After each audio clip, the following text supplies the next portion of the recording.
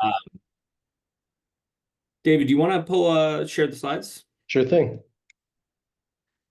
So a reminder that as part of this training and workforce development initiative, the program offers a 75% cost reimbursement for individuals pursuing professional certification through either FIES or PHI.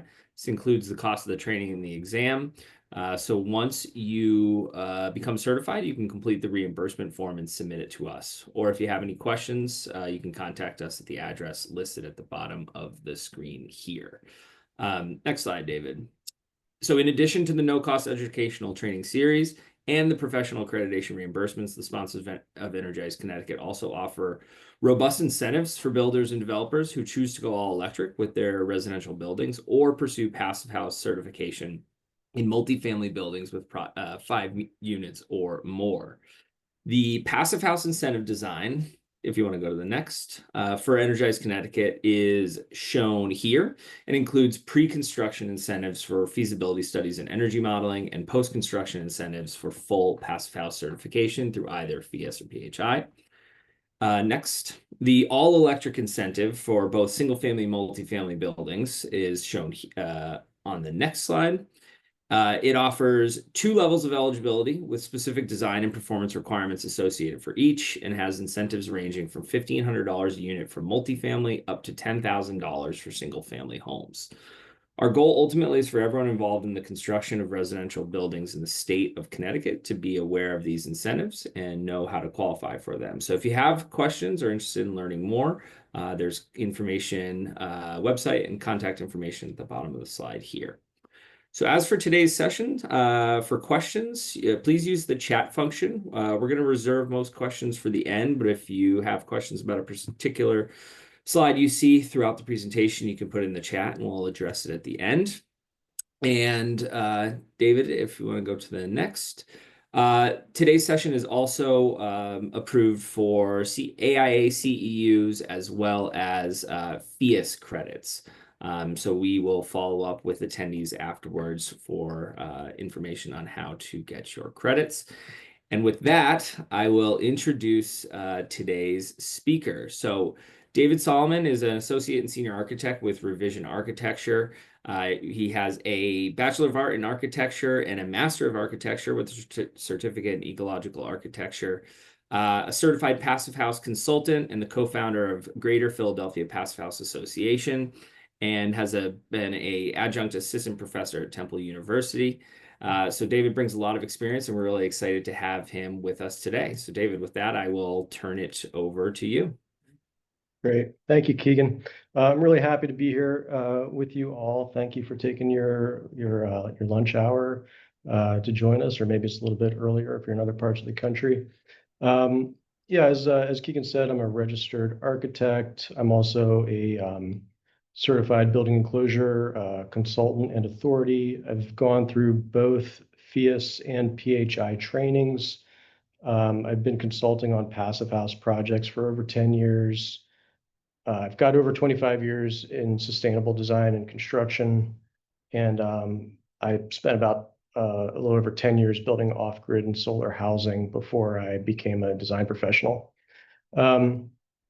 So I bring a lot of experience, which my goal today is to share as much as I can with you in order to help you get your project started right, and so that they have the highest likelihood of success. As Keegan mentioned, I work for Revision Architecture. We're a small architecture firm located in Philadelphia, Pennsylvania. We do full service architecture projects, everything from single family to multifamily to educational buildings, even agricultural buildings. And the thing that ties it all together is really sustainability. We're a little bit unique because we also have a studio full of sustainability consultants. So if you are working on a WELL Living Building Challenge, LEED, and passive house projects, we can help other architects or developers achieve their sustainability goals. We also work with large organizations like university or even whole neighborhoods. We recently helped the The Navy Yard in Philadelphia get the largest LEED for Neighborhood certification in the country. We're very proud of that. And then we also help people and organizations get different social and environmental impact framework certifications like JUST or B Corp. And so in short, we work on a ton of different types of sustainability certifications, and we're really here to help remove barriers to sustainability at all scales. And so we work with lots of folks all over the country in lots of different ways to do just that. Today, right, we're really going to focus on Passive House. And a lot of the images that you're going to see some screenshots from WWOOFY, which is primarily used by FIAS. But we've worked with the international system as well. We've worked with PHPP, and the vast majority of things that I'm going to talk about are really applicable to either system. System agnostic. We don't, we could get into. You may have some questions, that are rating system specific that we can get into later. Here's some examples of some of our certified projects. Again, this is a mix of different project types, from single family to multifamily to dormitory and even educational buildings. And they run the gamut between both FIAS as well as PHI certifications. And I think something to really understand right off the bat, regardless of which certification method you're using, is that there's really two main components. There's the design phase certification and there's the construction phase certification. And it's the achievement of both of those that gets you to that final Passive House certification level.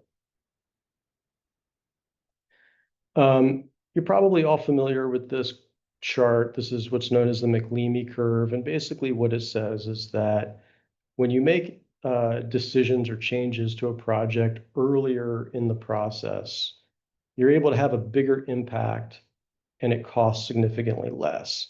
As you move through the design process, the ability to make a change costs more and the impact decreases. And so the things that I'm going to describe today are really what's in an ideal process. We've been handed projects that are basically like we've been handed a complete set of CDs and been told, make this a Passive House. And we can do that. We've done it multiple times, but that is the less ideal process.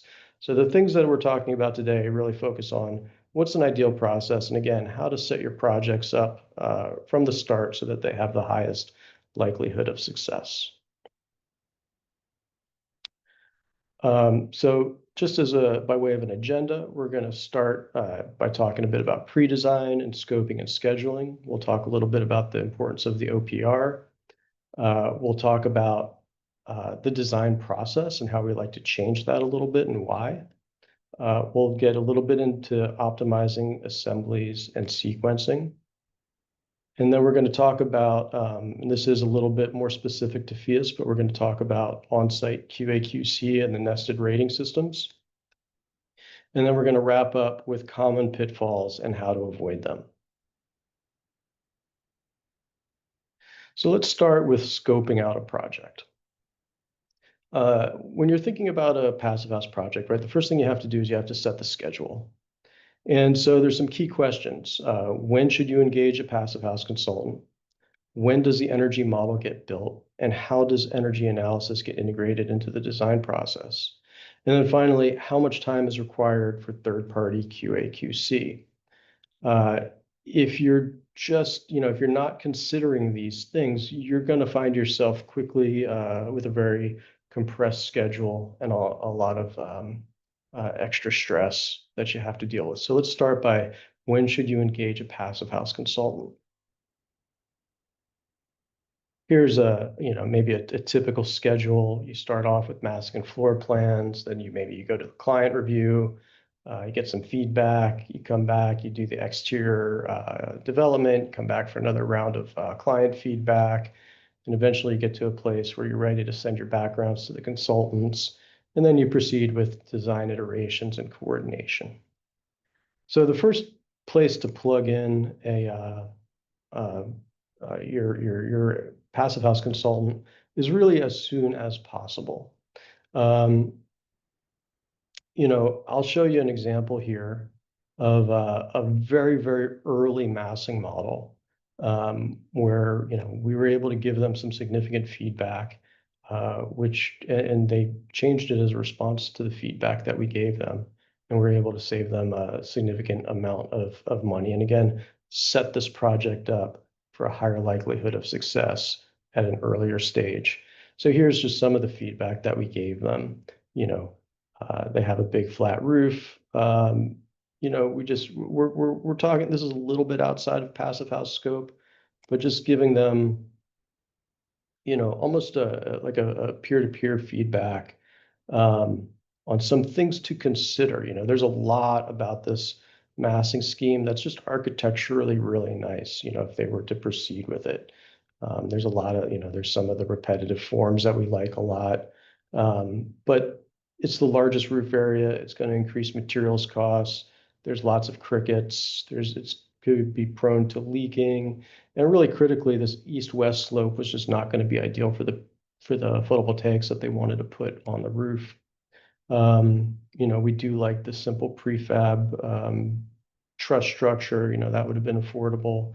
But it also, there could be some issues with that roof getting too high because we don't want to do a raised heel energy type of truss there. So we're looking at this through the lens of energy. We're looking at it through the lens of hydrothermal analysis and moisture management. We're looking at it through the lens of resilience. So it's a little bit broader in this case than just passive house. And particularly, again, when we get to PV, what we pointed out was that a 50 kilowatt system, right, that's facing east and west is going to produce about 57,500 kilowatt hours a year. Whereas if we make that roof face south, that same 50 kilowatt system is going to produce 68,500 kilowatt hours per year.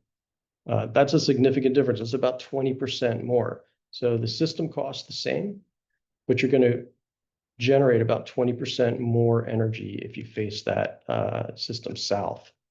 So if you keep this form of the roof and you want to generate the same amount of energy, it would cost you about an additional $30,000 more. And so that's a significant efficiency that can be gained by consulting with someone who is focused on the energy implications early on and can help you, really optimize and your massing and prove it out with some real quantitative data. So if we get back to the schedule, when you put in something like a little bit of time to get feedback from your energy consultant, you might be pushing out that client review, and that might have further downstream effects. So yes, you are going to add some time. You're going to add some cost. However, your energy consultant is very likely to save you some significant money. And so in this case, we saved our client $30K just in PV costs, and there's additional savings with their new roof design in materials and labor. And so, in a very short amount of time, we were able to save about almost 50% of our total fee. And, I like to illustrate this to people because when you're bringing on an energy consultant, whether it's us or anyone else, yes, you're adding cost to the project, but you're also adding value to the project. And so you're really getting something significant and often reducing other costs later on, which, easily pays for that, those additional consultant fees. So when does the energy model get built? Really, We like to start the energy model as soon as there is a fairly settled sense of the massing and at least an idea of the fenestration. So we quickly can take a simple massing model and bring it, in this case, we brought it into WFI and we turned it into an energy analysis model. The goal is to get to this, right? And we want to do this early. And what this is just a little snippet for a particular project in a particular place. So it's going to change for every project and location. But, based on that initial massing, we come up with a whole series of recommendations for all of the different assemblies and systems that are going to get utilized in a project. And these assemblies could change, but we at least have a target performance value. And in fact, I can tell you these assemblies will change and the systems do change, and that's okay because the whole process is still iterative. But this is a really good way to help the design team get started with a series of assumptions that's at least going to get them close to the right answer earlier in the process. Something else to consider that's really important is how much time is required for third-party QA, QC. In this case, this is FIAS's guidelines, PHI's guidelines are similar. And that first round of feedback from FIAS can take quite a while. And so they do have a expedited option, which I generally recommend to clients, even though it costs a little bit more. You can get feedback, you can get that feedback turned around in a week. And so, but this is again something you really need to know up front and something that you need to be able to plan into your overall design schedule, so that you don't have members of the team, waiting for too long for feedback, and then being forced to do redesign based on feedback that came a little too late.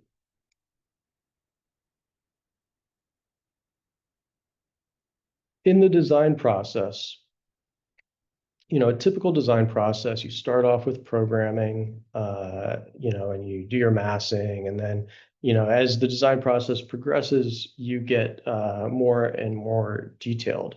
And usually the systems, you start to deal with them further down the line in the design process. We like to really change that up and actually deal with the systems much, much earlier. And I'm going to illustrate for you why that is. This process of reconfiguring the design process actually starts with what's called the OPR, the owner's project requirements. And it starts here because as you're going to see, there's not necessarily one right answer. There's always, the right answer changes for every project.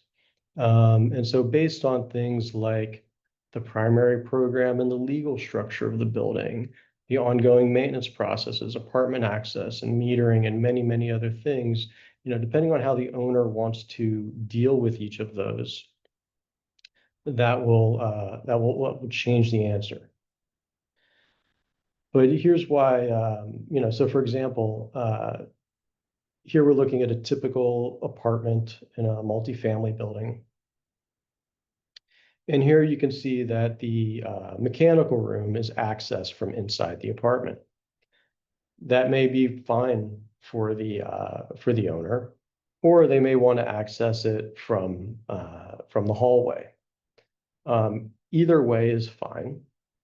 It all just depends on the preference. The owner very well may want to access it through the apartment because they want to get into everybody's apartment a couple times a year just to make sure everything is okay. Others don't want to have to coordinate access with the clients, and so they access it through the hallway. It's that kind of information that you want to talk about early, because that will really start to determine what kind of system you start to install. And so, for example, we're going to spend a little bit more time on the ventilation systems. But you could do, on a passive house project, you could do a decentralized ventilation system, a semi-centralized ventilation system. So that's where you have an ERV on every floor, say.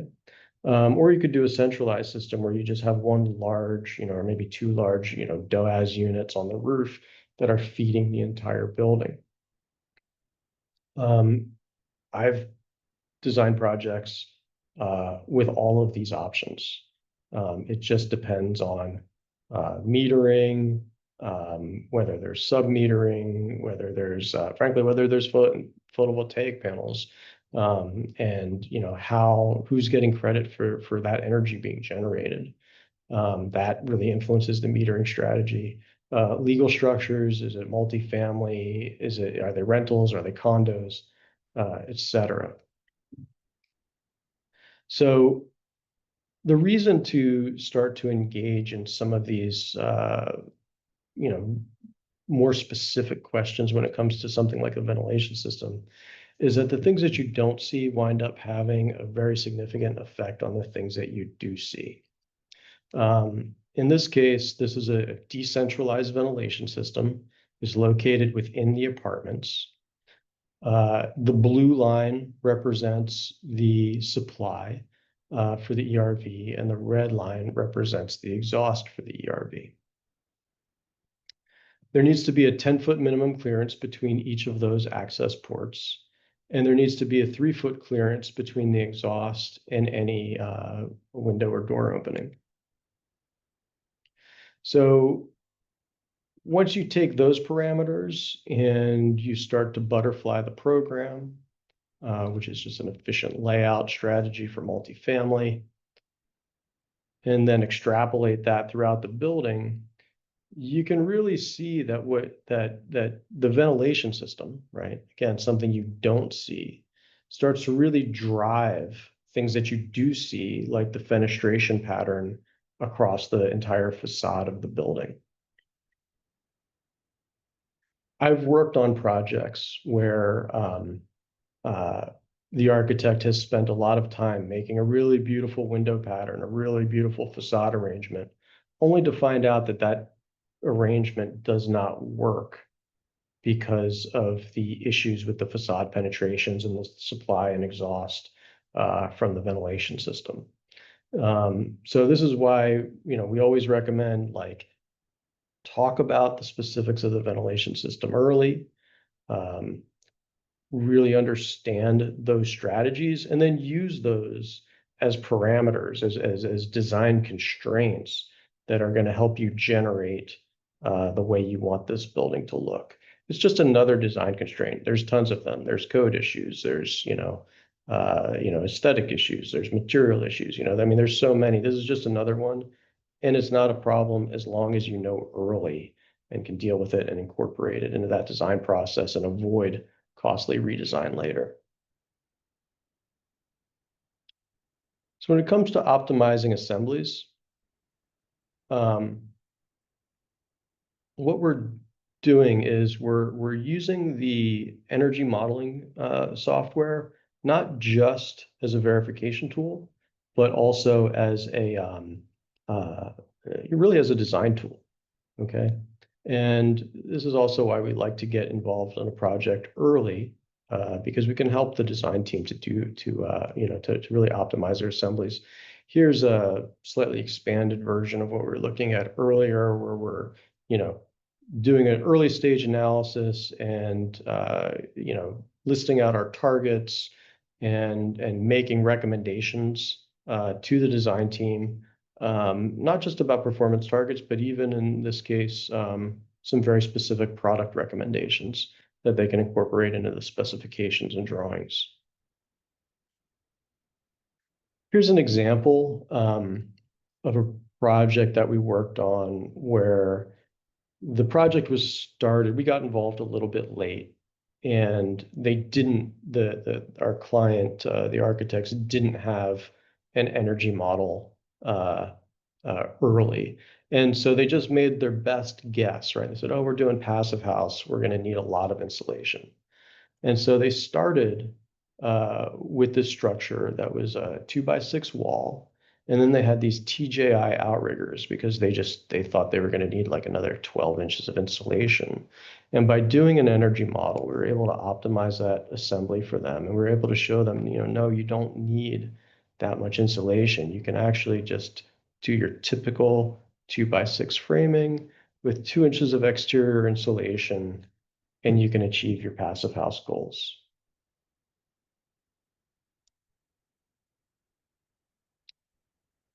As you add insulation, you can quickly see diminishing returns in regards to the effectiveness of energy savings. So in this case, we were doing an ECM analysis, that stands for energy conservation measures. And we looked at our baseline. This was for a different project. We looked at our baseline, which was 2 inches of exterior mineral wool.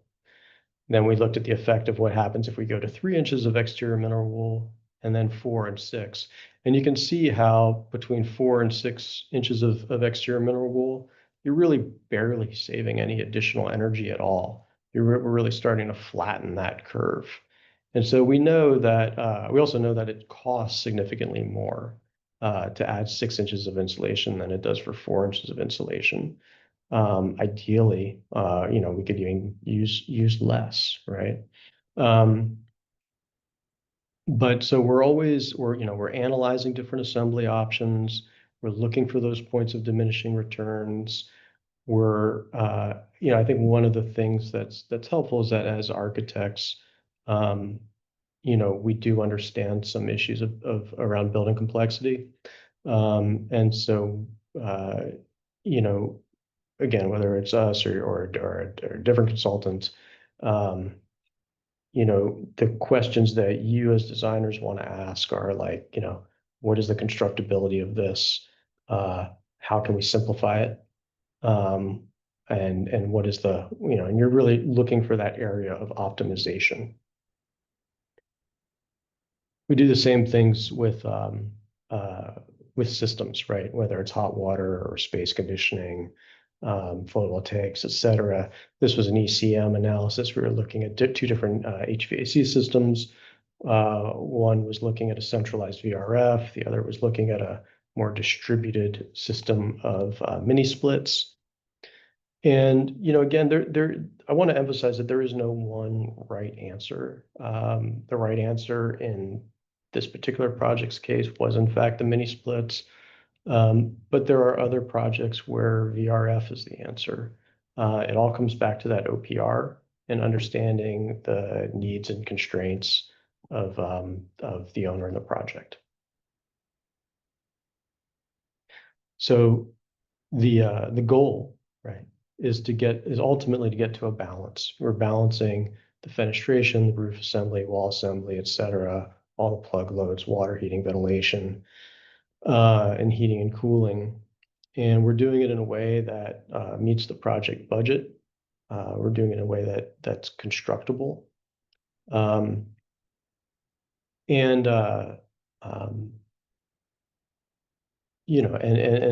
that works for the owner in regards to ongoing maintenance. So when you start to get into construction, right? I mean, one thing you hear a lot in passive houses, continuous insulation and air sealing. But what does that really mean? Part of the issue is that there are different trades that will do different aspects of the project, or different aspects of a particular control layer, I should say. So here the red line is representing that primary air barrier. And in this case, you'll hear me say it a lot, like simplify, simplify, simplify. That primary air barrier, in this case, is running up and over the parapet, because in this case, the parapet wall is actually part of the truss assembly. There are, of course, other ways to do that. but you just want to keep everything as clean and really try to keep everything, really limit the number of trades who are working on any single control layer. Um, in this case, it's also important to understand that continuity involves multiple materials. So in this case, right, it's not just the sheathing, but it's also the tape that connects that sheathing. When we start to look at the continuous insulation layer, um, there is the main roof insulation, there's the exterior wall insulation, there's the insulation that connects those two within the parapet. And so all of a sudden that becomes a kind of a hard to access place, particularly if the sheathing has already gone on that inside face of the parapet. We also typically recommend that people just insulate the parapet all the way up so that there aren't these air cavities where there is the potential for convective currents and condensation. And so, this becomes a place where you really need to strategize and think through the construction sequencing and probably have those conversations early on with the builder. And as a result of that, it may actually change your details. Um, and so I think that the key thing to remember here is that the sum is really greater than the parts here. Um, it's really the way all of these things, all of these components work together to achieve the larger goals. Let's take a look at the foundation as another example of this. So here we have some rigid insulation that may be installed by the foundation masonry crew. Then you have the air barrier, right, which is also likely installed at least in part by that masonry crew. And then you have the exterior insulation for the walls, which is probably installed by carpenters. And you have that orange block represents either a high compressive strength foam or foam glass insulation so that the brick can bear on that, and you can eliminate that thermal bridge that would occur if you didn't have it. So here you can see, there's possibly one, two, three, there could be potentially like four completely different crews, maybe even five crews, who are all touching different parts of this continuous thermal barrier. And that's why, and then of course, yeah, and the interior wall cavity insulation as well. So it's extremely critical to make sure that all those crews and subcontractors understand the way what they're doing contributes to the whole. Here's something that we've started to do, and this is where we're creating a schedule of envelope penetrations. So in this slide, right, you see us just calling out all of these different places where, whether it's the incoming water supply or outgoing supply for hose bibs or penetrations for radon venting or waste lines. We're basically going through and looking for every single place that the envelope is being penetrated. And so that could be a refrigerant line, it could be large ductwork on a DOAS, it could be, an electrical penetration for exterior lighting. And so this is part of helping those contractors understand how the work they're doing contributes to the whole. And making sure that the details, we're driving them through the schedule back to other details in other parts of the set that they may not typically look at because they don't typically care. But when you're trying to achieve high performance, like Passive House, Each one of these penetrations becomes a critical aspect to make sure that it is sealed correctly. And it doesn't have to be the HVAC or the electrical contractor. It just has to be somebody. And so it needs to be coordinated. And that's the point of a schedule like this. Along those lines too, and this is stepping back a little bit into design, a lot of times we don't really think about things like, uh, vent stacks and like, we're just going to shove them in a corner. We're not going to use that much. We're going to use as little space as we have to, and that's still the goal. But when it comes to installing gaskets, they do require more space.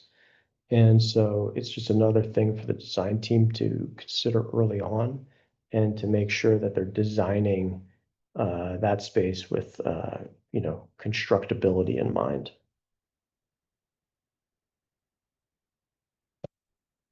I'm going to talk a little bit. This is definitely a bit of a specific FIAS. Uh, FIAS has a requirement of these nested certifications. This is a little bit weird because, as I'm sure some of you have heard, if not all of you, Energy Star, for example, is currently threatened to program right now. I don't know how much longer Energy Star will be around. It may not.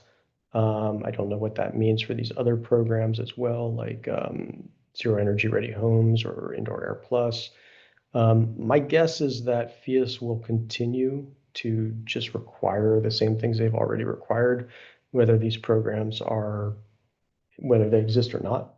But I just want to acknowledge that, we live in a turbulent time, and some of these things are actively in a state of change. So FIAS has partnered with the EPA and the DOE, and really using those checklists that they have. They've sort of used those as the foundation for the FIAS program because they really do represent a lot of best practices during construction. And so here are just some of the things that basically the key tasks that FIAS requires per nested certification. Again, I would expect that FIAS will continue to require all of these regardless of whether any of the other programs exist or not. Let's talk about the verification timeline. When you you really want to start this process while you're still in design. So the FIAS, in this case, the FIAS verifier, is going to do an initial plan review. They're going to build a different energy model than the WUFI model, depending on the scale of the project. And then once you get into, they may make some recommendations that may or may not change the design. It typically doesn't. I'll tell you that. Once you do a WUFI model, once it goes through the whole FIAS design review process, you're generally fine, and you're really exceeding the expectations of all these other nested certifications. So, but during construction, you do need to coordinate. You need to make sure that you have that slab and foundation installation visit. You need to do a pre-drywall site visit. We'll talk a little bit more about the blower door testing.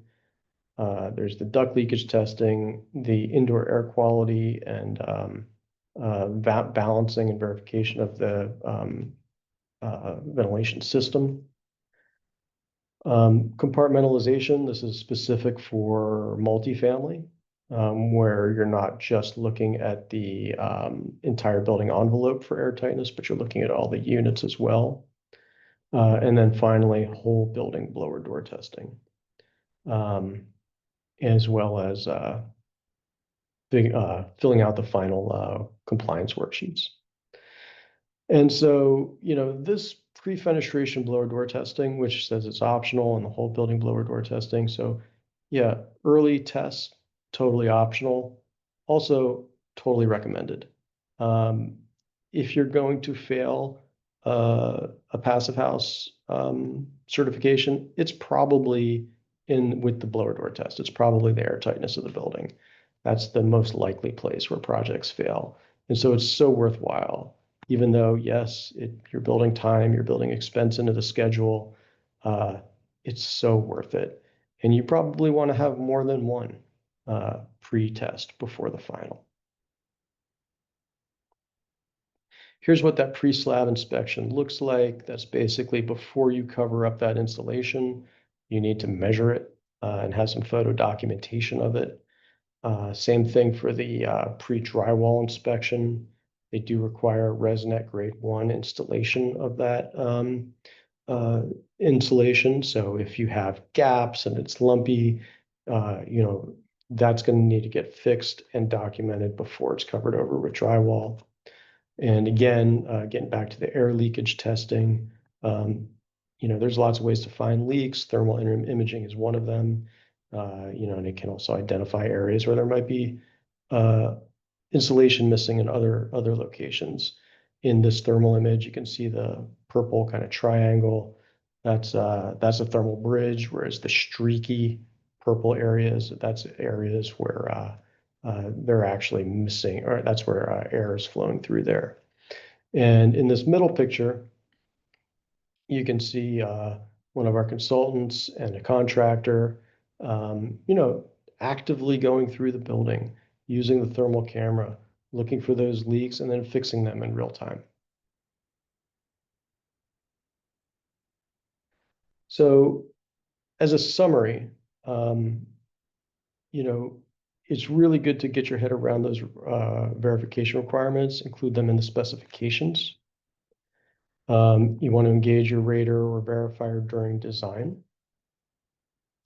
There is some differences between FIAS and PHI requirements, so you should understand what those are. And determine which certifications are required prior to bidding. So for example, in some of those nested certifications, like it does require sometimes the contractor to get like an Energy Star certification. It's usually not that onerous, but it is important to know up front.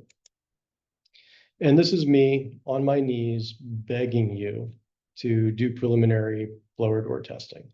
I cannot stress this enough.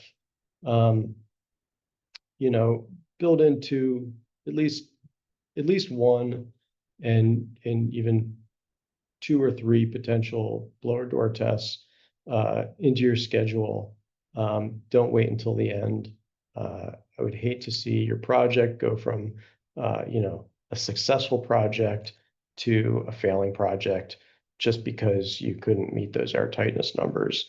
It's a very, very avoidable situation. So I mentioned to you earlier, you know, that it's really important for trades to understand the big picture. And this was, you know, in all transparency, this was one of my first 2 passive house projects.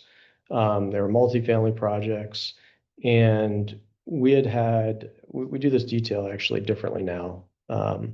But what we had intended was for the sub-slab vapor barrier to wrap up over the foundation wall and then get taped to the exterior of the sheathing. So the masons showed up to the site and they saw all this extra sub-slab vapor barrier hanging over the edge. They're like, what is this? It's in our way, and they cut it all off. So then all of a sudden we didn't have anything to wrap up onto the wall sheathing. And so in this instance, what we did, and this was a long time ago, and honestly, we would do it a little bit differently now. But that's the point of me even doing this presentation and telling you so you can learn from other people's mistakes. But so in this case, what we ended up doing is we used Proseco liquid applied flashing to lap down from the top of the slab over the inside of the plate. and up about, a foot and a half or so uh, into on the inside face of that sheathing. And that did enough sealing. But the key part is that the subcontractors didn't understand how what they were doing was contributing to the hole. And they just made, a very honest mistake, which unfortunately wasted a whole bunch of time and money. Here's another example of that. This was another project. Here we have basically a fabric membrane that is the primary air barrier that gets attached to the ceiling. And you can see this formwork here. There's a very fancy coffered ceiling, that coffered finish ceiling that they were putting up. Unfortunately, at this point, they hadn't done the blower door testing yet. They hadn't finished the connecting the air barrier everywhere, and they're already putting up this coffered ceiling form. And what we didn't know at the time is that they were installing this fabric membrane with the hammer staplers. So they were whacking the ceiling, and every time they smacked a staple into that material, they were causing a tear. So there was a million little tears that had to be found and taped. And it was much, much harder in these places where they'd already put up this foam work. So one of the things that, we now do is we'll do a strategic or a kickoff with critical subs, so they really understand how what they're doing contributes to the whole. Put up signs like this all over the building. This one is from 475. There's you can make your own. It doesn't matter, but people really, really need to understand how critical it is to maintain airtightness. Along those lines, it's really important to set quality standards. This is a great example of a really well done tape job on the zip system. Everything's smooth, everything's clean, no bubbling, no peeling. And so what I like to do is I like to just show contractors examples like, here's the quality that we expect. And I like to show them examples of what not to do as well. This is also a real site. And I'll tell you, this takes longer and is more expensive to do than the other one. It's so much easier to just do it right the first time than to have to redo it, to cut off, pieces of tape that's been, has dust and debris on it, no longer sticks. And, it's a waste of material. It's a waste of time. Set the standard, do it right the first time. I like to tell my clients that I consult for to keep it simpler, right? Not just keep it simple, but make it even simpler.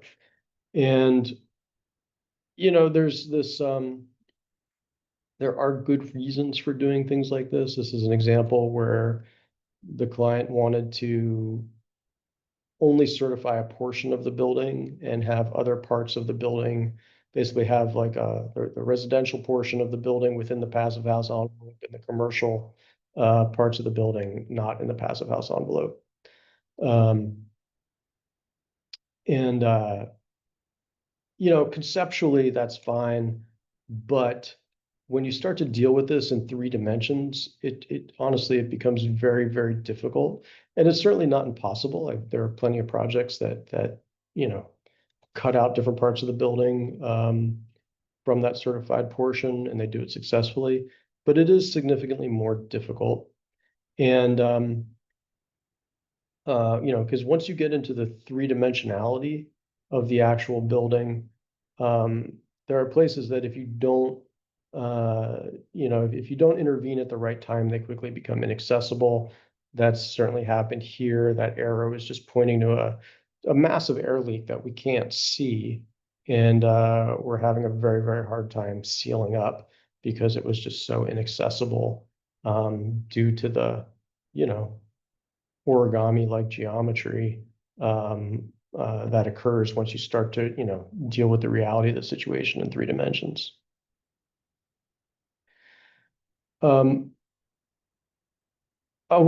This was a very interesting lesson learned.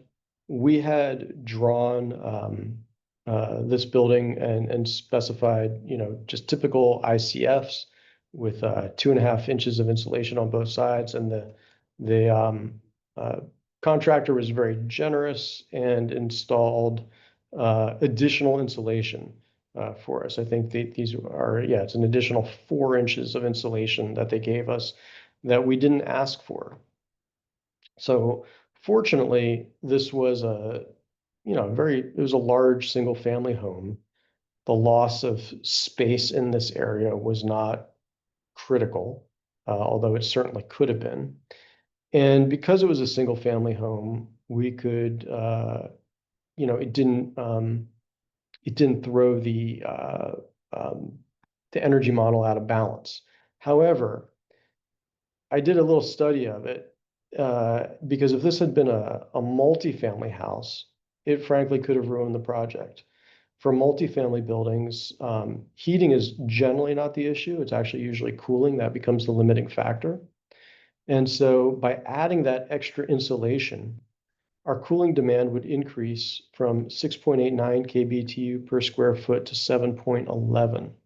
And on this particular project, the limit was 7.2, which is getting dangerously close to blowing that portion of the energy budget. And so, it's why when you're in construction and the contractors will want to make a substitution, that you really make sure that you have an apples to apples comparison. And even if it looks like, oh, hey, more insulation, that's a good thing, it's not always a good thing. You need to look at all aspects of the project and the benchmarks. Here's another example of where substitutions can be problematic. It's not that you can't have substitutions, but it's that when you do have a substitution during construction, you need to look at how that substitution affects the project holistically. Again, this is a real story, and the names have been changed to protect the innocent. So in this case, we had a multifamily project, and for the ventilation unit, it was a large Swagon Gold unit. And the builders, were doing their responsible thing and said, hey, we found a cheaper substitute, what do you think?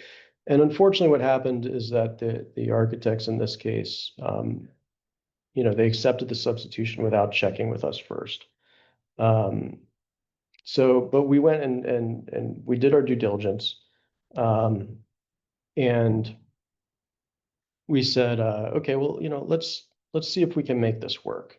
So fortunately, we were still meeting our, we had to see if we were going to meet our energy demand. In order to know if we were doing that, we had to make sure that the unit that they accepted had either an AHRI certificate or it was PHI certified. It took a very, very, very long time to finally get that AHRI certificate. If it hadn't have been AHRI certified, we would have had to derate that 12%. That's just a standard practice with the Passive House system. Basically, it's a guard against not having that third-party verification. And that would have completely blown the project right there. The unit that was substituted was less efficient and did require more solar panels in order to for the project to meet its source energy budget. And so the question was, do those solar panels fit on the roof? And the answer was yes, those extra solar panels can fit on the roof. So all that looked good. However, how much extra were those solar panels going to cost? Well, what we did is we looked at the cost of the of the DOAS unit. So that was $20,000 less than the original one that was specified. However, we needed an extra $70,000 worth of PV to make up for the inefficiencies of the substituted unit. And so at the end of the day, the substituted unit, instead of costing $20,000 less, saving the project $20,000, it actually cost the project $50,000 more. And so you had a very upset owner, you had a very sad architect, and you had a happy builder that just earned their bonus. And so I think it's important to look at the incentives, right? And nobody in this case, I think, was there was no nefarious action. I don't want to really throw anybody under the bus here, but I think this really comes down to like what is the contract structure? Are you using is it a typical design bid build contract? Is it a design build contract? Is it IPD, integrated project delivery type of contract? As you get into these higher performance projects, I definitely recommend looking at contract types that align the incentives of all the different parties as much as possible. And just if you are if you're an architect that's hiring an energy consultant, I can't stress enough, you know, reach out to your consultant early, reach out to them often, have them ask them to verify any change that could affect the energy outcomes of the project. So let's just do a quick summary here. Communicate the larger goals to subcontractors and make sure that they understand how their work contributes to the larger whole. Set quality standards and communicate them early. Test early, build additional testing time into the schedule. It's better to not need it and finish ahead of schedule than to struggle with falling behind because all of a sudden you're doing more blower door tests at the end than you were originally intending to, right? As you struggle to find those leaks and you're adding time and you're adding costs that you hadn't intended to in the beginning. As I just said, verify substitutions with your consultant before accepting them. Ensure that there are clear protocols and responsibilities in place for air sealing. Again, it doesn't matter who does the air sealing as long as somebody is responsible and everybody knows who that is. And then, yeah, keep the envelope simple as you can. And it's not that you can't have, interesting buildings. It becomes a much easier project to construct, though, if you have less, at least, holes in the building. And so it's very important to think three-dimensionally, think about how materials transition, think about who is going to be installing those materials because it's very likely to be different trades, which gets back up to the first one is, make sure you're communicating the larger goals to subcontractors and that they understand how they're contributing to the whole. And then finally, as I mentioned, consider the incentives. Do they align and are they supported by the contracts? So just as a brief recap here, we covered a lot. We went through scoping and scheduling, the OPR. We talked a little bit about reconfiguring the design process, optimizing assemblies and sequencing. We talked about on-site QAC and the nested rating systems. And finally, we wrapped up with common pitfalls and how to avoid them. And so, with that, I thank you very much, and I would love to answer any of your questions. Yeah, David, I'll just say thank you so much. That was terrific. Yeah, appreciate your expertise. You can really see you've got a lot of experience with this stuff. So, yeah, if folks have questions, we can check the Q&A function here, see if any came through. But we could also take live questions if folks do want to raise their hand and come off mute, we could do that as well. Um, I'm also happy, Keegan. You know, I know I just looked at the clock and I know we're butting up against 1 o'clock here. Yep. And so if folks have to run and they don't have time to, people are, you know, welcome to reach out. You can take my email here and I'm happy to answer, you know, any questions anyone has that way as well. Sure. Yeah, I think we can maybe take a few questions here while folks hang on, and then see Cool. how that goes. I see one hand up. Kate, if you I think want to. there was, I think there was one in the chat during the presentation if we want to go to that one first. Are you seeing Sure. that? Yes. Okay, Yep. great. And then yeah, we can take Paul after. And Keegan, I just want to check, are the slides going to be available afterwards as well? Or are we just going to be sending out the recording? Yeah, David, that's your call.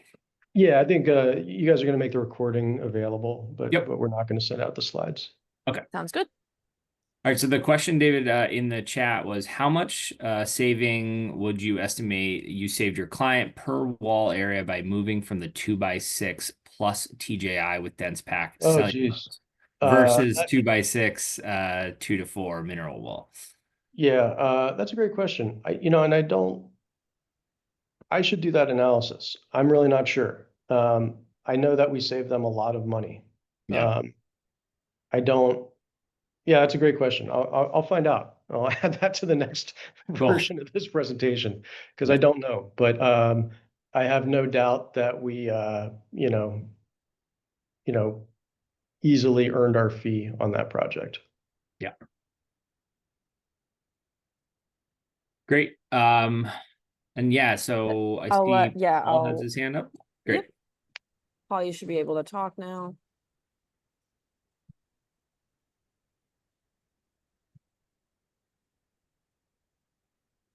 Paul Keys, you're off mute if you want to.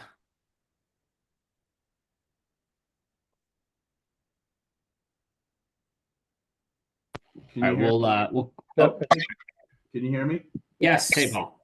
Hey, how is everyone? David, thank you for this presentation.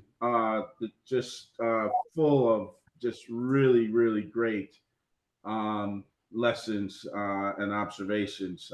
Really, really appreciate it. Question. So during the you know, from from SD all the way through testing and verification and certification, when are you having the MEP do manual J calculations relative to the passive house design?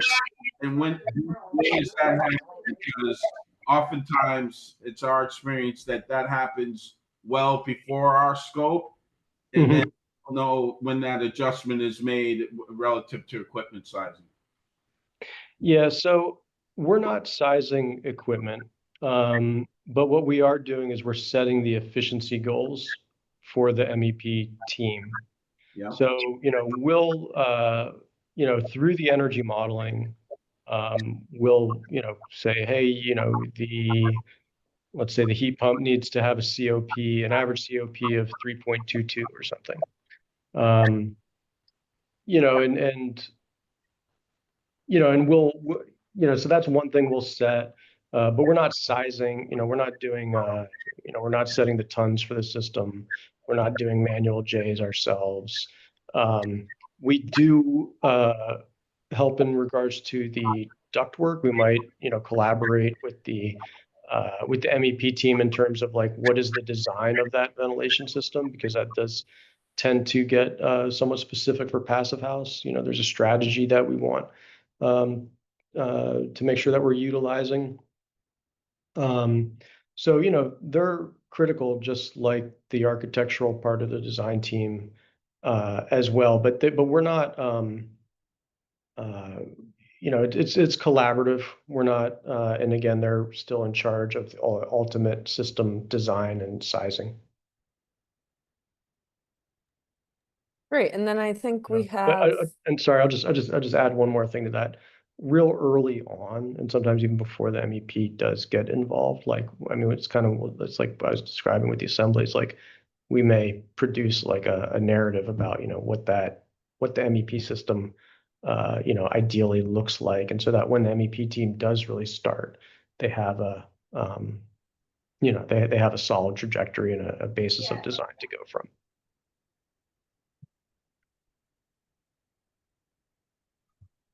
Great. I think there's two more questions in the Q&A, and then we also have Anthony is raising his hand. So maybe we Cool. could hit those two questions and then we'll get to Anthony. Sure. Great. Yeah, David, can you touch a little more on how much insulation is too much? FIAS doesn't quite note the required R value for assemblies other than using an energy analysis tool. How could this be studied to make the assembly efficient yet not too expensive by adding too much insulation? Yeah, well, so I mean, so FIAS I think has made some extremely smart changes to the passive house system since 2014, 2015. And, part of what they are looking at is that, how much is too much question. And they're looking at that in terms of cost as well as just energy efficiency and comfort and resilience. So, the real way to answer that question is to do an energy model. FIAS now has two pathways. They have what's called the prescriptive pathway, where they've done a bunch of analysis on buildings in different parts of the country. And, so they have basically a set of recommended R values for assemblies based on the project type and location. So that's a kind of a separate thing that, certainly in some ways does address the question of how much is too much. But again, the way to, I'd say that when I'm looking at that question, one, I'm looking at it, and the only way to answer it is really with an energy model. And that's like, at what point do I stop saving energy, right? I'm gonna save the most energy in that first inch of insulation. When I go from 0 to 1 inch, I'm gonna save the most. And at that point, I'm gonna, it's going to taper. Basically, there's a asymptotic relationship between the amount of insulation you use and the amount of energy you save, where it's going to approach 0 at some point. And so we're looking for, what's that optimum place? And as I showed with that multifamily example, sometimes too much can mean that you're actually making the building too hot, right? Like if your limiting factor is cooling, you could actually save too much energy, and you actually want to be shedding some of that excess energy. And so that's really going to be based on if you have an internally load dominated building versus an externally load dominated building. So I don't have a super clean answer for you. Ultimately, it depends, and ultimately, you really need to use an energy model and it's going to depend on the specifics of your project size, your project type, and your project location. But if you don't want to do an energy model, then the FIAS prescriptive path is a very good place to start to look for some of those answers. One more in the chat here. What are your experiences, if any, with self-healing air membranes versus sealing all fasteners? Also a great question. I think we've done both. Like with the zip system, I've seen, every nail hole get filled. You shouldn't have to do that. Huber says you shouldn't have to do that. It's, I think it depends on, are the nails, are they overdriven? It just, I guess the answer to that question is going to depend on the product and what the manufacturer's recommendations and warranties are. I think that's good. There's so many different products out there.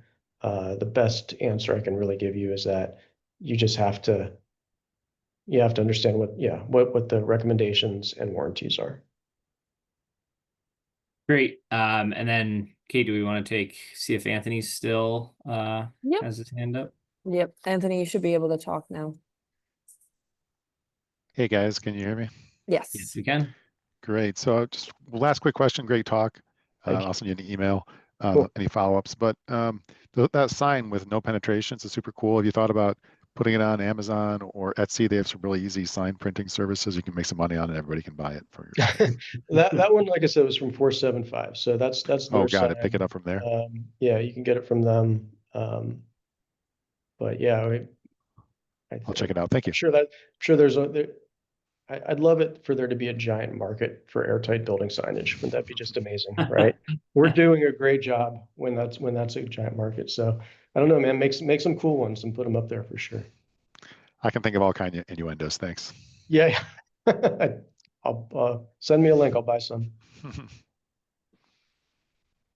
All right. Well, in the interest of being respectful of everyone's times, I encourage you to hopefully you took down David's contact if you do have follow-up questions. Again, CEUs are available for this for both FIAS and AIA. And thank you again to our sponsors, the sponsors of Energize Connecticut. David, thank you so much for joining us and for your expertise, and we really appreciate it, and look to hear from you again soon. Terrific. Thank you, Keegan. Thank All you. right. Yeah, appreciate it. All right. Thanks everyone for attending, and we'll follow up with a survey afterwards. So do keep an eye out for that. We'd appreciate your feedback. All right. Take care, everybody. Thanks, everybody. Thanks, Kate. Thank you. Bye. Bye.